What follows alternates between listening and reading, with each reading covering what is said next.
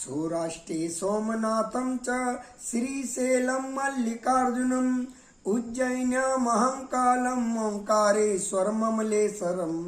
केदारं हिमवत्पृष्ठे डाकिन्यां भीमशङ्करं वाराणस्या च विश्वेशं